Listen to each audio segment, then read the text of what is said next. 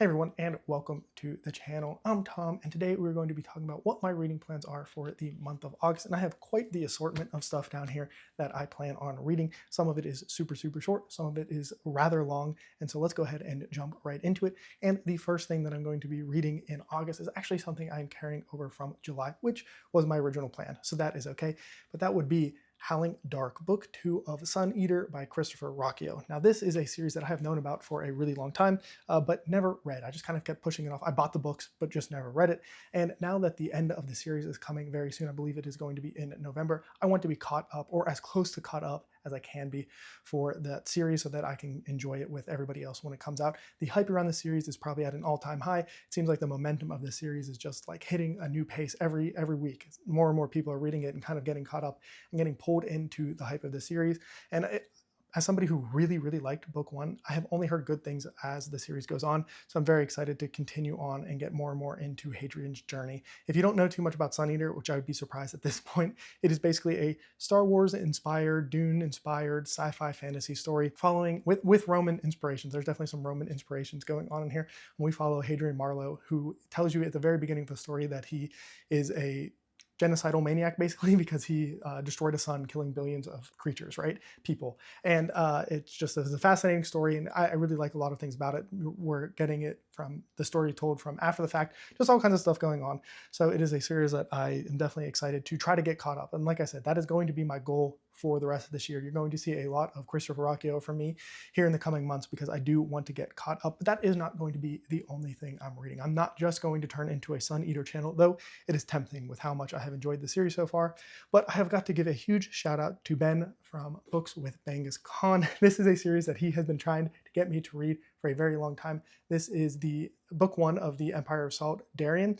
And this is a series, like I said, Ben has been a champion for. He absolutely loves this series. I believe it's just a trilogy, and I think the entire trilogy, you can see it's pretty short, is less than like one of the biggest Suneater books, or close to, right? I think the entire series together is less than 100 pages. So 3 books for less than 100, less than 1,000 pages, when some of these Suneater books are getting way up there. Like I think the Howling Dark audiobook is 30 hours or something ridiculous like that. So there are definitely some big books, but it is nice to always have something that kind of changes up the pace lengthwise, and just honestly also just like a different kind of story than Suneater. So I'm very much excited for this. Just real quickly off the back of the book, the city of Darien lies at the heart of a dying empire. 12 families spoil for a throne soon to be made vacant by murder or civil war. Into this fevered, hungry city come 6 strangers: an orphan, an old swordsman, a hunter and a pitiless killer, a young thief, and a cynical chancellor. As the sun sinks, the city will know no slumber, for long dormant passions have awoken. Fortunes will be won and lost, lives will be stacked and claimed, and a story long waiting to be told will catch fire in the telling. Honestly, sounds super cool. I think it's, I don't want to say Game of Thrones-esque, but that there's supposed to be a lot of like houses and families going back and forth, political stuff, action, all that kind of stuff that you want in a fantasy series is supposed to be in here, at least according to Ben. So I'm very much looking forward to finally getting around to this. I think I've been promising Ben a year that I was going to read this, or if not, oh, maybe even a little bit longer. So I'm excited to finally get to that.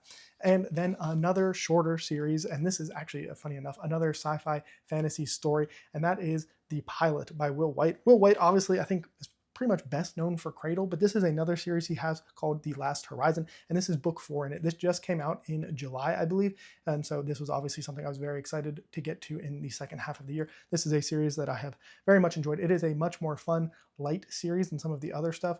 It's a little silly, but you want to talk about quintessential science fiction and fantasy being blended together. If you look at the first book of this series called The Captain, which is what I'm going to talk the most about because I can't really talk about this book at all without spoiling some of the other ones, but the character in that on the cover of that book has a laser gun for sci-fi and also a wand because he's a wizard. That is the kind of series you're dealing with. This is also the kind of series where everybody is mega powerful from the beginning. So this isn't like a progression fantasy like Cradle. I haven't actually read Cradle, but like we're not starting from the bottom and like working our way up. Our characters here are like the best of the best, the top line, like strongest people of whatever kind of thing they are doing, which I do think is a fun element. It's almost like going into an anime or a manga and everybody is already a Super Saiyan or something like that. And like I said, it's just kind of a lot of fun. The first book to me lacked in some key areas, and I'm talking about the first book because, you know, book 4, like I said. But as the series has gone on, I think there's been a commitment to developing characters and building those relationships and just kind of understanding the world better and all kinds of things. And so I really think the series has gotten better with each book. I believe The Knight, which is book 3, is my favorite of the series so far. I don't know. The Engineer was also really good. So like, I don't know, it's a series that's on an upward trajectory from me. You normally get about one of these every year, 18 months or so. So it's been a lot of fun. And sometimes you just need those lighter, fun reads. Like this isn't going to revolutionize the way you think about the world or society or anything like that, but you are definitely going to have a really good time with this series if you do decide to pick it up. I'm definitely looking forward to The Pilot by Will White. And I just realized that I forgot to make a cover for one of the books that I plan on reading this month, so I'll go ahead and just make sure to have that up on the screen. But that is going to be A Covenant of Ice. This is the final book in the Crown of Isshia trilogy. This is a trilogy that is extremely underrated, and I try to talk about it whenever I can.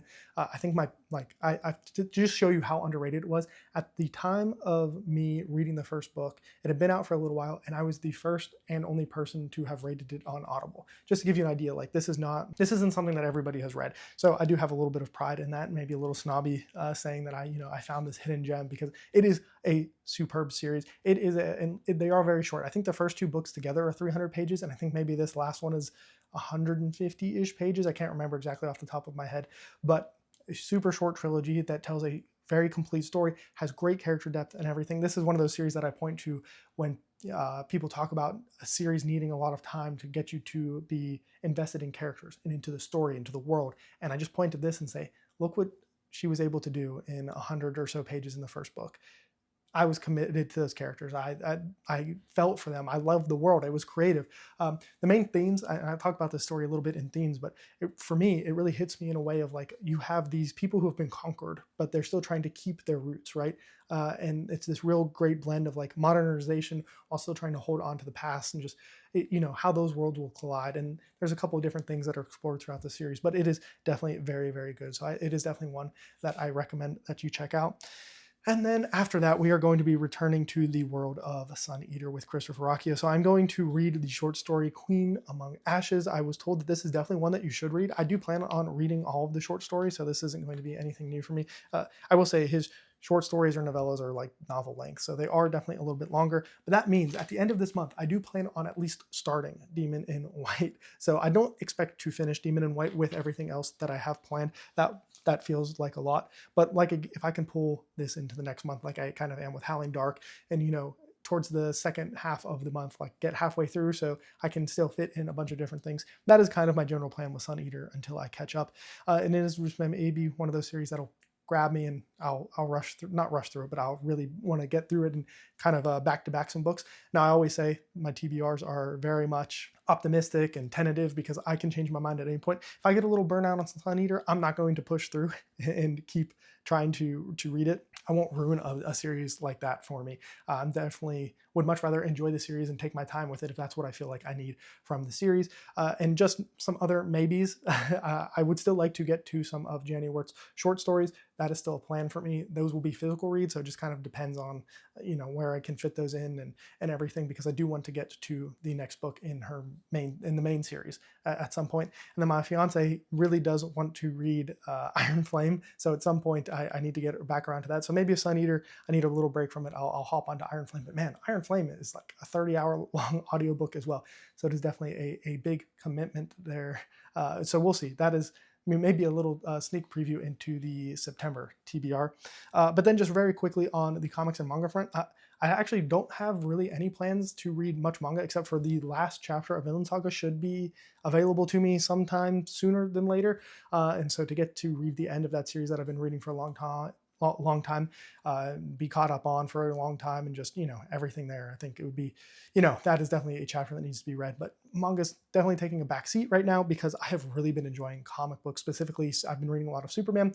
If you didn't see, I just had the great honor to go watch the new Superman movie with Talking Story and the Bearded Book Beast. It was super awesome experience. I'll have that video linked. I posted it in my community tab a little bit, but that leads me to wanting to read even more comics. So DC, and I think Marvel too, also is doing this really cool thing where they're calling it their compact comics, which is basically it's just like an entire story being told in a graphic novel format. So this is Kingdom Come, another very famous DC story, and then also I have Superman Birthright here in the same kind of format. And I actually am going to order a couple more comics. One is the Justice League versus Godzilla, I believe, versus King Kong, and then there is a Supergirl, Woman of Tomorrow that I think I'm going to order, maybe another one as well. So I doubt I'll read all of those in the month of August, but they're definitely something that I can do. And then also, just to finish it off, I need to read this Buffy the Vampire Slayer comic book. It has to go back to the library in a week, so I definitely need to sit down and read it.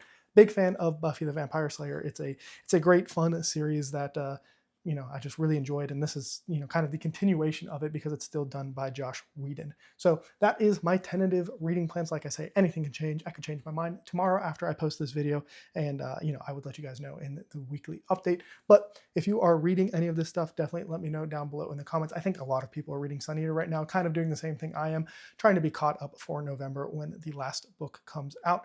But definitely let me know all of that down below in the comments. Hit me up on the Book Street Boys Discord. That's all linked below down in the description. But that's all for me. And remember, read what you want when you want.